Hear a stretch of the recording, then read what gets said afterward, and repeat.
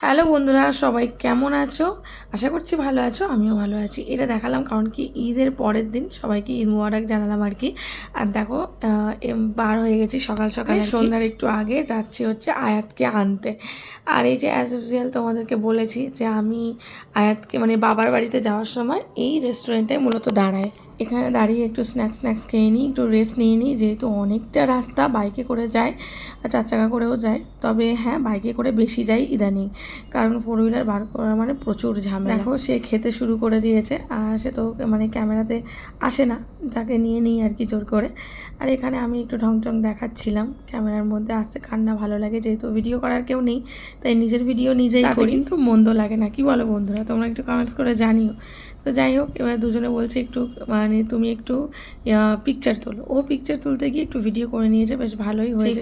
সেটা আমি অ্যাড করে দিতে পেরেছি। আর এখানে একটু রিলসের জন্য শ্যুট করে নিচ্ছি। বন্ধুরা, তোমরা হয়তো ভাববে যে একই লোকেশানে কেন আমরা বারবার দাঁড়াই। তার কারণটা তোমাদের এই ভিডিওটাতে ক্লিয়ার করে দিই। অ্যাকচুয়ালি আমার বাবার বাড়ি কল্যাণীতে। এই হাইওয়েটার নাম কি?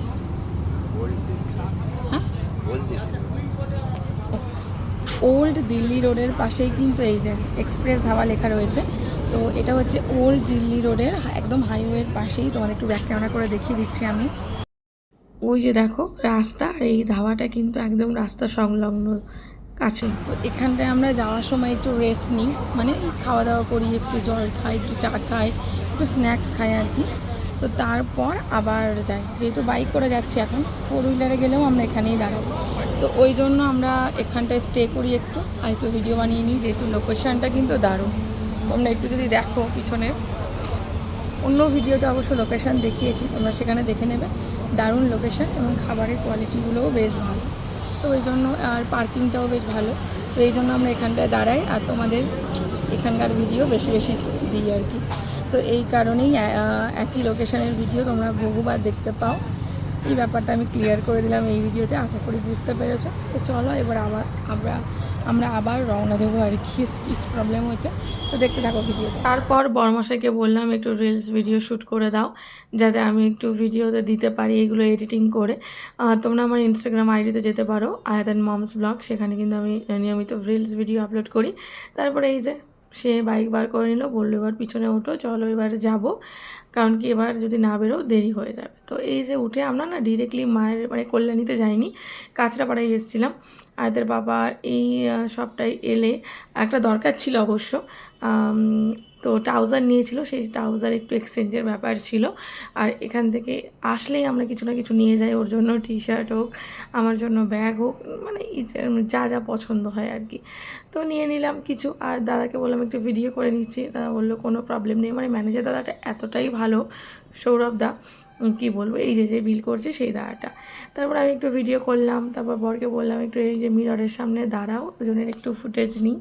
তো নিয়ে নিলাম। আর আমার মেয়ে যেহেতু অসুস্থ ছিল একটা কোনো কারণ বশত আর কি, ওই জন্যও দিদুন বাড়ি রেখে এসেছিলাম। এই দেখো হাল, দেখো কি অবস্থা।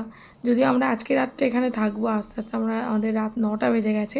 তো অনেক দিন পর পাপাকে দেখলে যা হয়, পাপার বাইকে উঠে বসে পড়েছে, এই যে এইভাবে মেয়েকে সামনে বসিয়ে রাস্তাতে ঘোরাচ্ছে। তো আমি ভাবলাম একটু নিয়ে নিই। তারপরে আদা বাবা বললো চলো একটু ঘুরে আসি, কিছু খেয়ে আসি তোমার সঙ্গে নিয়ে। তো যদিও মা করেছিল লুচি তরকারি, তো সেগুলো তো খেলামই। চালে আটা রুটি করেছিল, সেগুলোও খেলাম। দেন এই ইয়েতে মানে এই ক্যাফেটায় চলে এসেছি। এই ক্যাফেটা কিন্তু কল্যাণী চা বাগানের পাশেই একদম, যেটা আমার বাবার বাড়ি থেকে খুবই কাছে। তো এখানে চলে এসেছিলাম, তখন বাজে কটা, ওই রাত 8:30 9টা বাজে আর কি। এখানে এসে আমরা একটা ফিশ ফ্রাই অর্ডার করেছিলাম। তারপরে চা, আমার যেহেতু ইচ্ছা করছিল না গরমে চা খাওয়ার, তাই কোল্ড ড্রিঙ্কসে অর্ডার করেছিলাম। আর খাবারের কোয়ালিটি যদি তোমরা জিজ্ঞাসা করো তো বলবো মোটামুটি আমাদের লেগেছে, মানে খুব ভালোও না খুব খারাপও না, অ্যাভারেজ আর কি। যাই হোক, এই যে ড্রিঙ্কসটা কিন্তু বেশ ভালো ছিল, বাট ফিশ ফ্রাইটা ওই অ্যাভারেজ ছিল। যাই হোক, তারপর আমি এখানে সেলফি তুলছিলাম, আর এই ভিডিওটা কিন্তু আয়াতের পাপা করেছে ওর ফোন থেকে।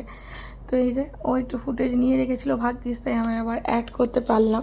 তো যাই হোক, নিজেকে তো নিজেই ফ্রন্ট ক্যামেরায় দেখায়, তো মাঝে মাঝে সৌভাগ্য হয় বরটা যদি একটু করে দেয়।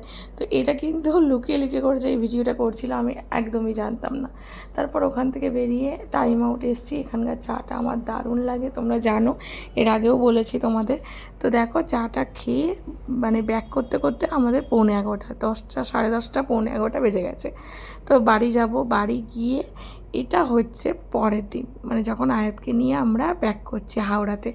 ফায়ার অ্যান্ড আইসে ওই দিক থেকে দাঁড়ালে পারে এই ক্যাফেটাতে আমরা দাঁড়ালে সম্ভবত ওই স্ন্যাক্স জাতীয় কিছু খাই আর কি। তো আয়াত আজকে বলছে যে মাম্মি পাপা আমি আজকে নুডলস খাবো। তো ওর পাপা নুডলসই অর্ডার দিয়েছে। আর এই ক্যাফেটায় না এসি, মানে এসিতে বসার জায়গাও আছে, সিটিং এরিয়া। তো ওখানে আমরা যাই না, বাইরে এতটাই হাওয়া দেয় আর এত সুন্দর মনোরম দৃশ্য, যেটা ছেড়ে আমাদের যেতেই ইচ্ছা করে না ভিতরে। তো আয়াতে বাবা বলছিল আজকে যদি বৃষ্টিও হয় আমরা খেয়ে তবেই যাব। আর পুরো ওয়েদারটা মেঘলা হয়ে গেছিলো 1 মিনিটের মধ্যে। তো এখানে কিছু একটা বলছিলাম, কি বলছিলাম ইতিমধ্যে আমার মনে নেই। তো চলে এসছে আমাদের chicken and eggs hakka noodles. তো খাবারের টেস্ট যদি তোমাদের বলি, দুর্দান্ত ছিল, খুবই সুন্দর ছিল। আর অর্ডার করেছিলাম লস্যিটাও একদম মানে ভীষণই ভালো। এক্সপ্রেস ধাবার থেকে কিন্তু এখানকার লস্যিটা দারুণ ছিল। তো আমাদের খাওয়া দাওয়া কমপ্লিট। এখানে আয়াতের একটা রিলস বানিয়ে নিয়েছিলাম, খুব সুন্দর লোকেশন বলে। তো চলো এখন বাড়ির দিকে রওনা দিই, যেতে হবে অনেকটা দূর রাস্তা সেই হাওড়াতে। কেমন লাগলো ভিডিওটা জানাও। আজকের ভিডিওটা এইটুকুই, টাটা, বাই বাই।